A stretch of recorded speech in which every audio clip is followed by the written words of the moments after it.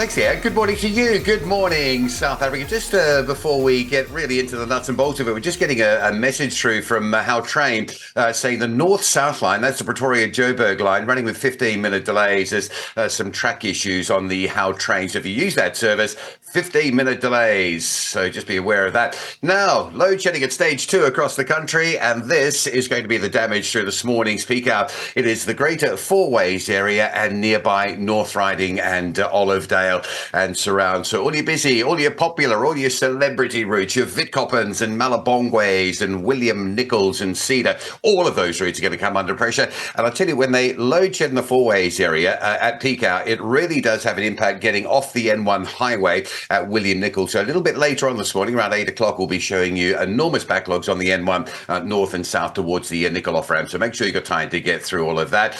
Just taking Joburg off-peak roadworks. These are enough to put around about plus minus 10 minutes on your trip between central Joburg and Benrose. It's been a program of works for the last couple of weeks on both directions, eastbound and westbound. So if you travel between sort of 8:30 and 4 p.m. in or out of Joburg, you will sit in some traffic absolutely both ways.